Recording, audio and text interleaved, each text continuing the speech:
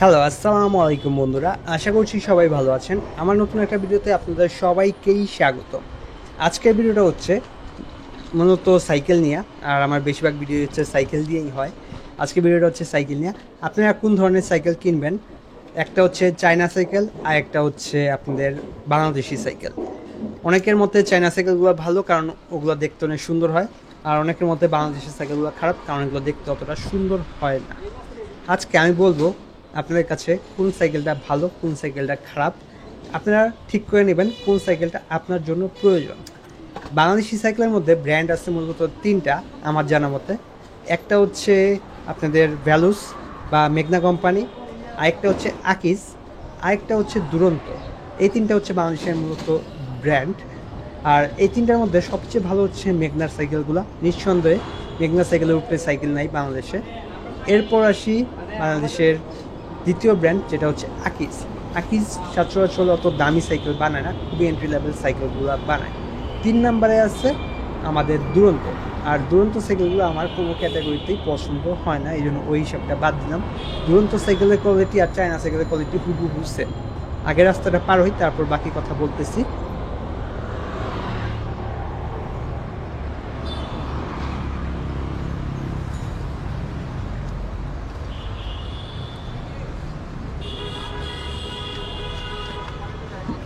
এখন আসি বাকি যে চায়না সাইকেলগুলো আছে সে বিষয়।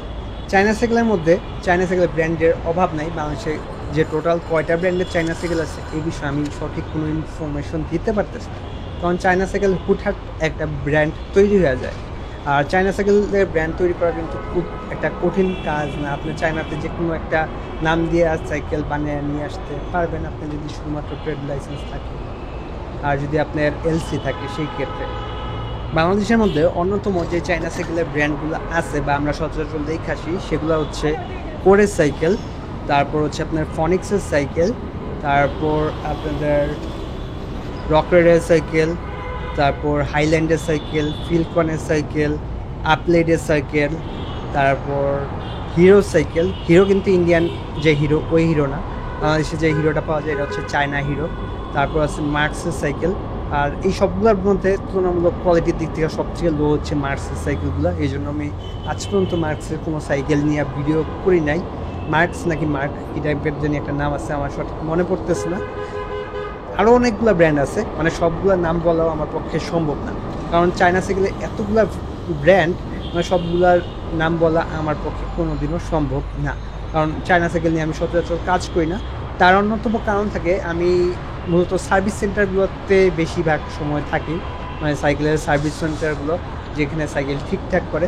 আর সেখান থেকে ইনফরমেশনগুলো নিয়েই আমি আপনাদের সাইকেল সাজেস্ট করি। ধরেন আপনি একটা সাইকেল কিনলেন, সাইকেল কিন্তু অনেক কষ্টে মানুষজন কিনে। আমি যখন সাইকেলগুলো কিনতাম নিজে, যখন অনেক আগে যখন টাকা পয়সা জমে সাইকেল কিনতাম, এখন টাকা পয়সা জমাই কিনে।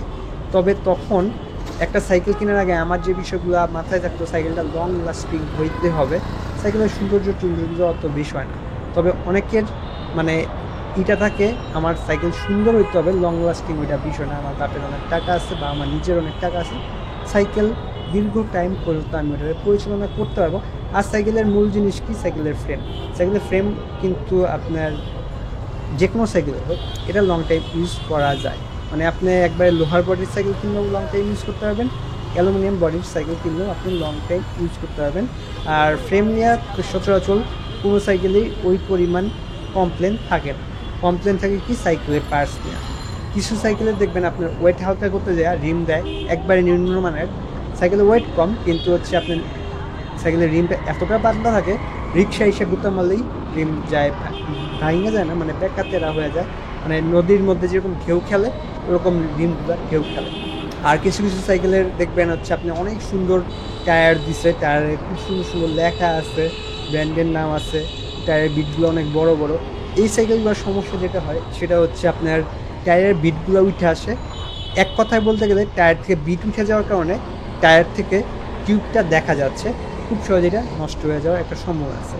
আর এটা বেশিরভাগ চায়না সাইকেলের ক্ষেত্রে এই বিষয়টা হয়ে থাকে 6 মাসের ক্ষেত্রেই, মানে 6 মাসে একটু রাফ অ্যান্ড টাফ ইউজ করলেই সাইকেলের এই সমস্যাটা দেখা যায়।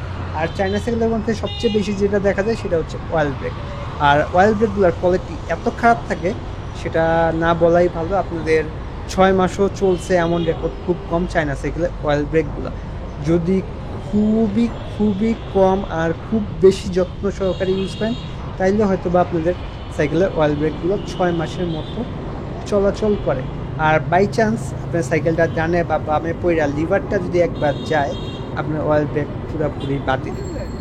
আর চায়না সাইকেলের লিভারগুলো ওই পরিমাণে পাওয়া যায় না, যেটা হচ্ছে আপনার শিমানোর ব্রেক লিভারগুলো একটু হলেও অ্যাভেলেবেল। আর চায়না সাইকেলের পেন্ট কোয়ালিটি আপনার প্রাথমিক দিক থেকে দেখবেন অনেক সুন্দর, বেশিরভাগ ক্ষেত্রে আপনার পেন্ট কোয়ালিটি অনেক সুন্দর থাকে। তবে আপনার লং টাইমের ক্ষেত্রে এই সাইকেলের পেন্ট কোয়ালিটিগুলো মোটেও ভালো না। 1 বছর পর একটা সাইকেলের কোয়ালিটি দেখলে মানে পেন্ট কোয়ালিটি দেখলে আপনার দুঃখ লাগবে, এত টাকা দিয়ে আমি সাইকেলটা কিনছিলাম আর এখন জায়গায় জায়গায় রঙের এই অবস্থা। চায়না সাইকেলের ক্ষেত্রে এটা কিন্তু অহরহ হইতেছে। আর চায়না সাইকেলের ক্ষেত্রে সবচেয়ে বেশি কিপটামি যেটা করে সেটা হচ্ছে সাইকেলের সাসপেনশন। চায়না সাইকেলে একটা 30,000 টাকা দামের চায়না সাইকেলও দেখবেন ভালো মানের সাসপেনশন দেয় না। দেয় কি লোহার সাসপেনশন দেয়, নয়তো অ্যালুমিনিয়ামের সাসপেনশন দেয়। একবারে নিম্নমানের অ্যালুমিনিয়ামের সাসপেনশনটা ব্যবহার করে। আপনাদের সচরাচর এসআর সেন্টারের সাসপেনশনগুলো ব্যবহার করে না, জাস্ট নিজেদের নামে সাসপেনশনগুলো বানিয়ে নিয়ে আসে বা নিজেদের স্টিকার লাগে সাসপেনশনগুলো বিক্রি করে। আর চায়না সাইকেলে দেখবেন ক্র্যাঙ্কসেটগুলো বেশিরভাগ ক্ষেত্রে ব্যবহার করে নিজেদের নামের ক্র্যাঙ্কসেট, যেগুলো লং টাইম ইউজ করা যায় না। আর চায়না সাইকেলের বটম ব্র্যাকেটগুলো খুব শীঘ্রই মানে কেনার খুব তাড়াতাড়ি হয়তোবা 2-3 মাসের মধ্যেই কটমট কটমট আওয়াজ শুরু করে, কারণ বটম ব্র্যাকেটটাও একবারে নিম্নমানের ব্যবহার করা হয়। আর চায়না সাইকেলে একটা জিনিস দেখবেন সেটা হচ্ছে চায়না সাইকেলে বেশিরভাগ সাইকেলে আপনাদের ব্যবহার করছে বিয়ারিং হাব।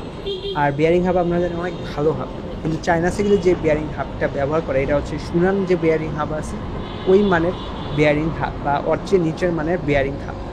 এই হাবগুলো আপনার বেশি দিন লং লাস্টিং হয় না, খুব সহজেই মানে ফ্রি হাবটা নষ্ট হয়ে যায়। চায়না সাইকেলে ফ্রি হাবটা নষ্ট হয়ে যায়, তার জন্য আপনাদের পুরো হাবটা চেঞ্জ করতে হয়, তখন একটা হিউজ অ্যামাউন্ট খরচ হয় আপনাদের সাইকেলের জন্য। আর ভ্যালোসের সাইকেলগুলোতে দেখবেন সবসময় বলের হাব ব্যবহার করে, আর বলের হাবগুলো লং টাইম ইউজ করা যায়, যখন সমস্যা হয় বলগুলো চেঞ্জ করলেই হয়ে যায়। মানে হচ্ছে মাত্র 100 টাকা খরচ করবেন, সাইকেল আবার আগের মতন রানিং হয়ে যাবে। আর ভ্যালোসের সব সাইকেলে দেখবেন পার্টসগুলো অনেক হাইফাই ব্যবহার করতেছে। চায়না সাইকেলে দেখবেন আপনি অনেক স্পেসিফিকেশন যুক্ত সাইকেল, তবে লং টাইমের জন্য ওই সাইকেলগুলো মোটেও ভালো হয় না। আর টেকসইয়ের দিক থেকে জঘন্যতম খারাপ হয়।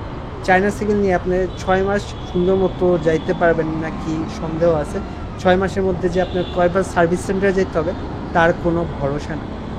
যারা যারা চায়না সাইকেল কিনা আমি যে সমস্যাগুলো বলছি এই সমস্যাগুলোর সম্মুখীন হয়েছেন তারা একটু কষ্ট করে কমেন্ট করে জানান তারা চায়না সাইকেল কিনা কি উপকৃত হয়েছেন নাকি আরও বেশি ক্ষতির সাধন হয়েছে।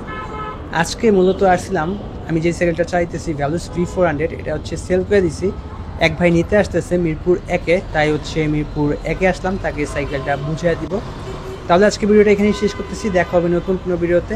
আল্লাহ হাফেজ।